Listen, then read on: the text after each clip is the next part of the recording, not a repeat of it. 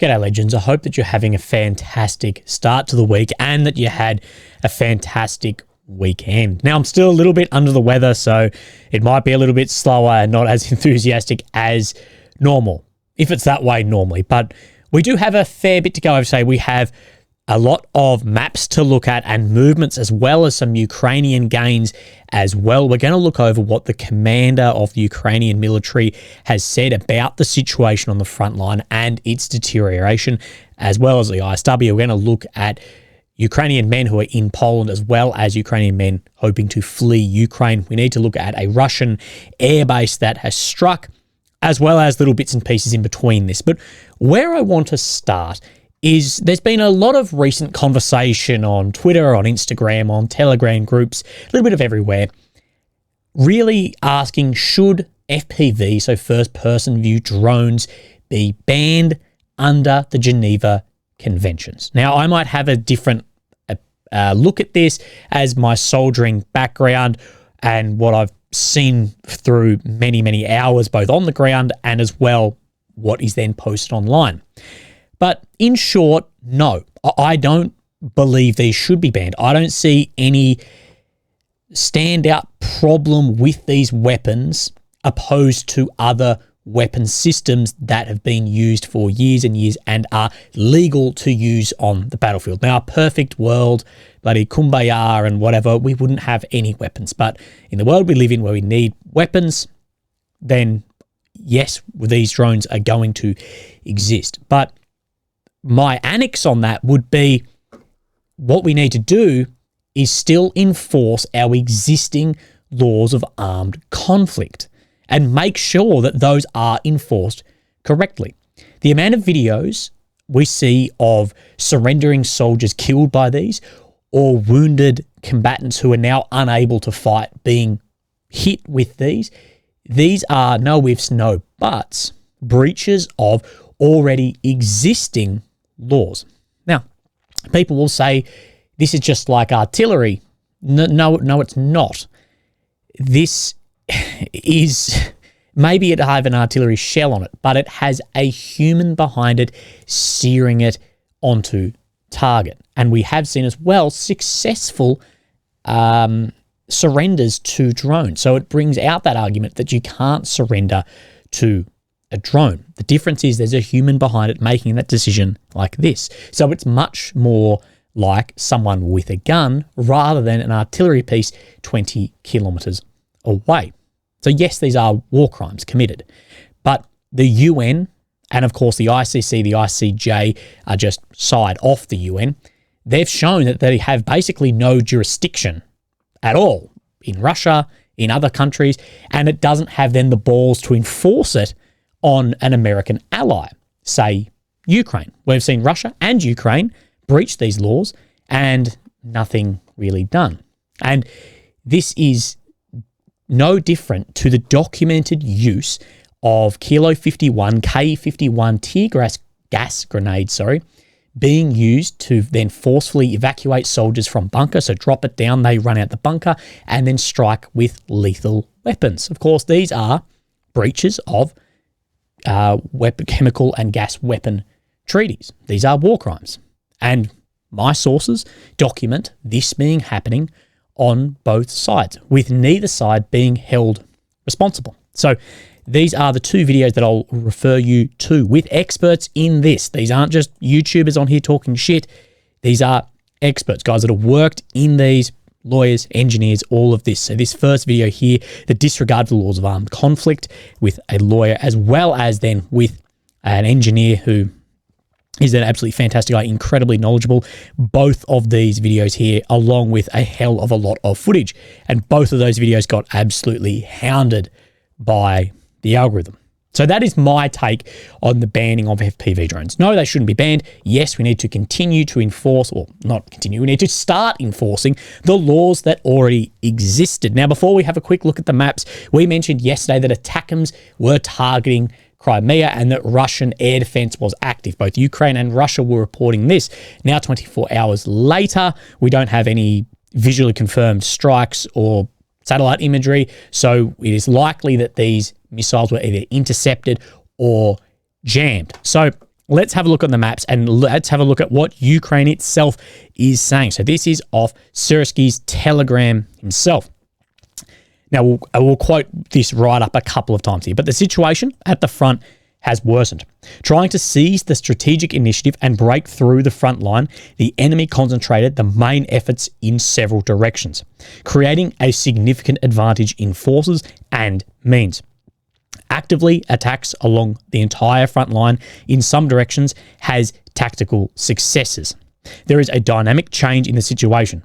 Individual positions change from hand to hand several times during the day, which gives rise to an ambiguous understanding of the situation. So we know that Russia holds the initiative up and down the front line and is having success in several directions, wherever it is leaning those forces and means. And there is a large change in the situation over the period of now this year being almost 4 complete of 4 months. As well as these individual changes from hand to hand. This is something we don't see on the maps and it's not really shown well unless you're there. There are situations in areas up and down in Ukraine where there are changes completely day to day of forward and back. I had a similar when I was up in the Kharkiv Oblast, when I was there, of this town. No, you can come here in the day, take photographs and whatever, but at night, this will be Russian occupied and vice versa. And the civilians living in that town were very sympathetic to Russia. So we had to be very careful there of them not calling in crude references on us, say, or having a pot shot at us out the window, at least what we were told. So that is something there. But what we need to look at is this changing situation. And of course, we need to look at Avdiivka, and we'll look at some geolocated imagery as well. So here, almost forgot my intro. Here we have Ukraine, the capital of Kyiv. The red area is occupied since 22 and the purple since 2014. No. Anyway, the green as well, areas where Russia has been and either has withdrawn or Ukraine has pushed them out. In some cases, both. So we have the Donetsk Oblast down here, the center of much of this. And then, of course, we have an area we're all very familiar with being Avdiivka. Now, today, the changes aren't as large as what we saw yesterday, but still significant. So we see at Ochoretny here, a push out to the northwest, out from this road that we've spoken about is very important, through to Pokrovsk, and near Netalovye, out of Pervomaysky, a Russian success as well. This is on the Ukrainian deep state map. So let's look at what Syrsky and the ISW assess in here. So the ISW said recent Russian gains northwest of Avdiivka, so where we're talking, have prompted Ukrainian forces to withdraw from other limited tactical positions along the front line west of Avdiivka. So as we've seen, this fall back west in areas as this has crept up. Although these withdrawals have yet to facilitate rapid Russian tactical gains, which if we take the last 12 months, moving 20 kilometers in, around 20 kilometers in a few months, that is rapid considering the movement we've seen over the last 12 or more months. Anyway, Russian forces remain unlikely to achieve a deeper operationally significant penetration in the area in the near term. So saying that they won't be able to have an operationally significant penetration. From my guys on the ground, and we've quoted him and we've shared what he has said to me, of course, remaining anonymous. He has said that this up here is very operationally significant due to the fire on now this road that connects straight up into Konstantinivka, as well as this main road through to Pokrovsk that then, of course, leads through these main areas up into Kramatorsk and Slovyansk, as well as this push east that could then have southerly Russian advances down into Kharkov and Vuhledar as well. So he disagreed with that assessment from the ISW. And then let's see what Syrsky has said himself about this. Anyway, the most difficult situation is in the Pokrovsk and Kharkiv directions. Those two areas we just spoke about. Where the fierce battle continues, the enemy has engaged up to 4 brigades in these directions. Is trying to develop an offensive west of Avdiivka and Marinka, making its way to Pokrovsk and Kharkovo. both those areas I spoke about of that southerly push, of why we think this is incredibly operationally significant. Units of the Defence Forces of Ukraine, preserving the lives and health of our defenders, moved to new frontiers west of Berdachi, Semenivka, Novomayalivka. So in this, saying it was a withdrawal from Berdachi, Semenivka, as well as if we zoom out here, we see then Novomayalivka. Now, why is this significant, and why is then this area down here in trouble? Well, of course, the defensive works are going to be built for then a westerly advance. They're going to be down like this. If there is an area being able to got and then a southern push, it could potentially bypass some of the defensive works. This is the concern around Novomayalivka and Krasnohivka for the area down in here, as well as the ground lines of communications, but people say G-locks. Anyway, in general, the enemy achieved certain tactical successes in these areas, but could not gain operational advantages. Ukrainian troops inflict maximum losses on the enemy, both in terms of personnel and military equipment. In order to strengthen the defence in these directions, to replace the units that have suffered losses, the brigades that have regained combat capability are being moved. So we know from 3 areas there has been a Ukrainian withdrawal, and that Russia has taken up, in my opinion, very strategically important areas. And my opinion of guys on the is built of guys on the ground that I speak to, some of which I share with you, and some of which I don't have permission to share with yourselves. So we know up in Berdachi that this was an incredibly fierce fight, and this is where we saw the majority, at least 5 or 6 Abrams tanks killed. Now, yes, tanks are just going to get killed, but the importance of that is if these are deployed there, then we know for the limited numbers of Abrams that Ukraine has, they're throwing everything at trying to hold this. And it's been a recovered Abrams from Berdachi as well. This is being dragged behind Russian recovery vehicles here.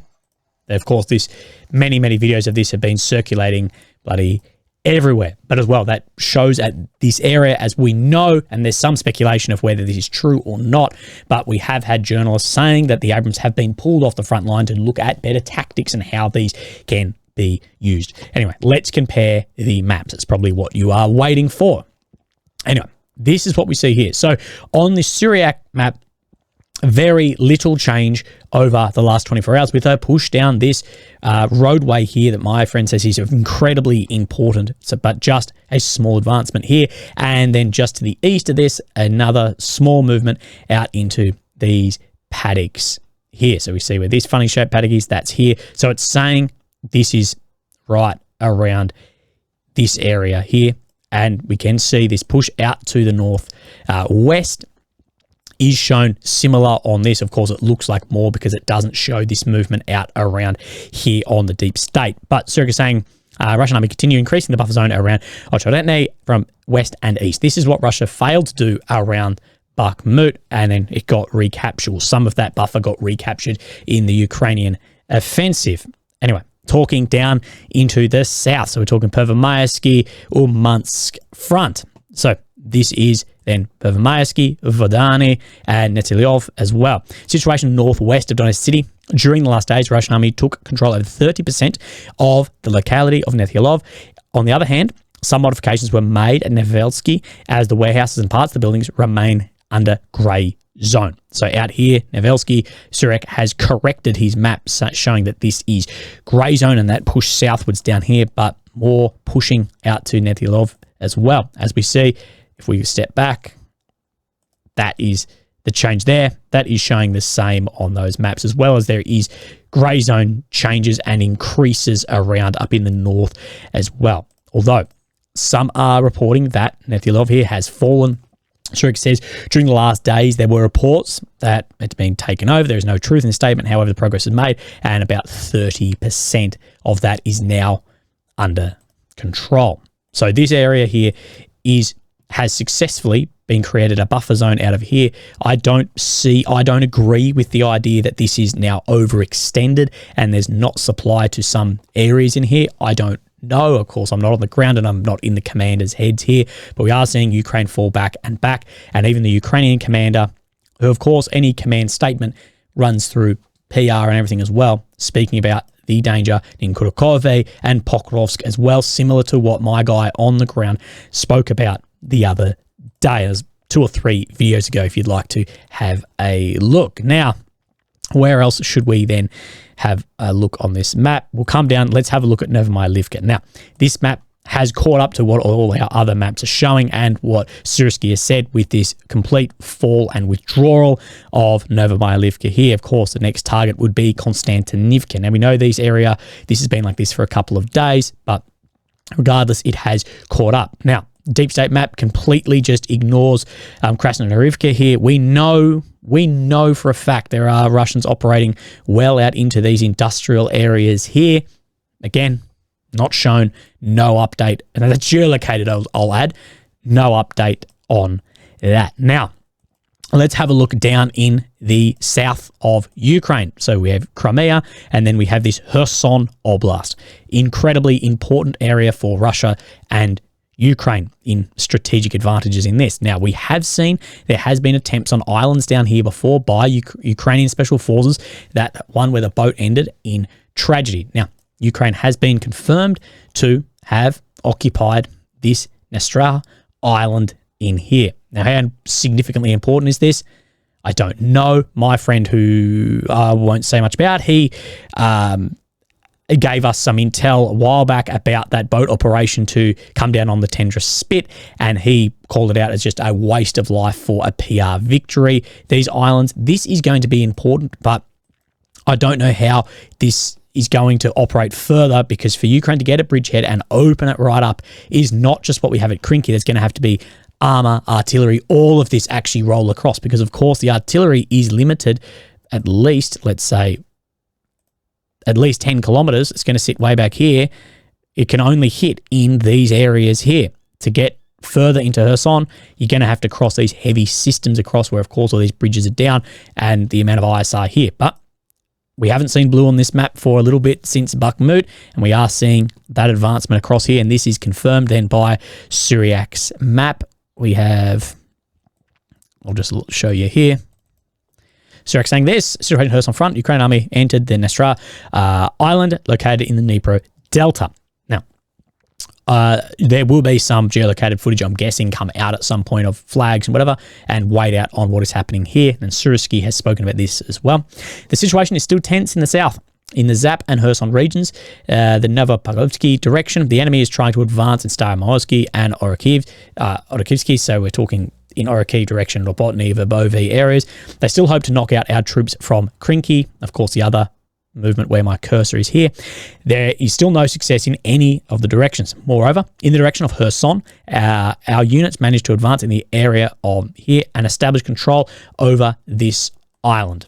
So what we do know is there will be important surveillance equipment, whatever, on these, as well as maybe repeaters for RF stuff, radio stuff, but as well, we will just see about this area. But this whole south is incredibly important for Ukraine's goals, of course, that will lead into Crimea. Well, that's where their goals are saying that they want back. Now, let's have a delete of that. Now, we need to talk about Terny. We're not seeing any changes here, just above Bakhmut. We are not seeing any changes in Bakhmut.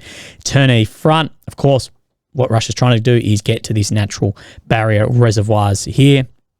We have this map, situation north of Donetsk. During the last 10 days, Ukraine army managed to recapture more ground. So Ukraine, we see these tree lines here lining up closer now to what the MOD map is showing, if not a little bit more on the Syriac, saying that Ukraine has advanced here. We have seen a pushback here. At one point, it looked like Russia was about to march on Terny, but there has been a lot of resistance take place there. Now, let's have a look up here. So this is Kharkiv Oblast, incredibly important, of course, where that north group is sitting, that we may see Russia advance into Sumy, Kharkiv. We're not sure, or try and push to recapture Kupiansk. So we've seen movement on this map. We're not seeing anything today, no, but if we step back yesterday, a couple of days previously, we have seen in Kislivka that Russia has made ground in here. And this is no different than today. We have a couple of updates showing this. So we do have a geolocated video that is geolocated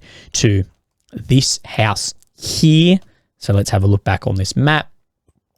So the house sitting right about here. So we see these two roads. So right about here, which is sitting in where the MOD is said to be under Russian control. And we'll watch the video. So I should add this video of the guy speaking. That's not geolocated there. The flag afterwards is. So tank division.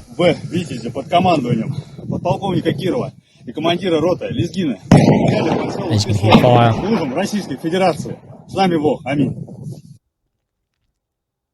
And then we have drone. See these two roads. This is where we were looking at. And then we'll skip forward a little bit here. Just wait. Postman is at my door. Not the postman. Church crew knocking on doors. I saw them when I was out for my walk this morning. I was like, I bet I'm going to get tagged at some point, middle of the video. And then we zoom in down here on this property. Of course, you can just see the level of destruction here. Of course, the artillery battles and as well as the FABs as well. And we can see then a Russian flag flown there. Now let's have a look and compare some of these maps. We have the first map here showing fairly similar of movement. Of course, this arrow pointing very close to where that flag was. Now we see this is still Avdiivka out here. So talking about that it's under fully under control. No. Situation on Northeastern front. Russian army took continue advancing in Avdiivka and took full control of the eastern part of the locality, thus reaching the northern outskirts of Avdiivka, down in here from this axis moving outwards. Now, something that is shown very different on these two maps is we'll just come to the south of here and Avdiivka. Now, no movement shown on the MOD map here, but we come down to the second update of this front by Syriac, and this is very different. So, situation, northeastern front clashes between Russian army and Ukrainian army continue at the western part of Avdiivka and the outskirts of here. Meanwhile, Russian forces began advancing south of Avdiivka in the direction of Pishani, taking control over a series of positions on the lower ground. Now, this is very different from this map. This is Pishani down here, and if we line this up, see where this reservoir is, this is said reservoir. So, talking a hell of a lot different, something like this. So, again, when things don't line up, take them with a grain of salt. But, again, this is why we present a little bit of everything to talk about this. Now, we need to talk about then, let me delete these so I won't get confused, the airbase that was struck in Russia. Now, this is to be geolocated to here. Now, of course, this is an older photograph, but you can see the amount of planes sitting, but these are pre-war photographs. So you can see this is where this airbase is, down to the southeast of Mariupol, near the Sea of Azov. Measured distance, we're talking 130, but out to the front, like over the front line, well over 200 kilometers, where Ukraine had a successful hit on this airbase. Now, let's zoom back in here. Oh, bloody, look how close that was.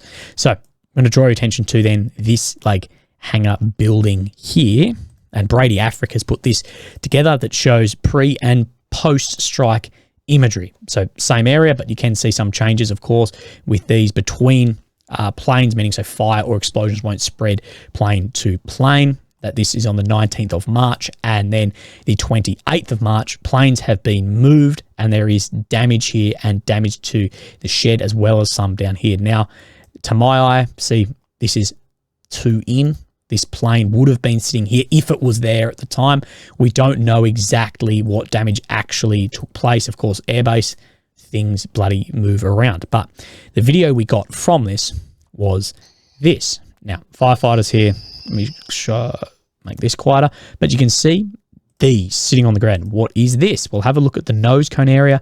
These are parts for glide bombs, glide munitions. Now, I'll say by the level of destruction here that no bombs were attached to these, because none of this would be standing if there's multiple 500 kilogram bombs sitting there. But we can see that these are the glide kits, and I'll show you what I am then talking about. And I can't bring up both videos at the same time. That is annoying, but have a look under here. See that nose cone? See this nose cone part of the glide kit there? This part is what I'm speaking about. So, of course, that will get attached onto the bomb with the GPS system. This is the exact part I'm talking about. And this is footage released only the other day of Su-34 aircrafts here dropping these glide munitions that have been a incredibly successful weapon for Russia. I'd say as successful, if not more, than the Lancet drones for Russia as far as gaining ground in the front line at when it was completely stalled. And this is the kit here, sits on top of that dumb bomb and creates it into a, I'll say, semi-smart weapon system. So Brady, fantastic job on that. I know he pays for the imagery and whatever, and that's what we know was struck there. Now, fleeing Ukraine, just a folder here.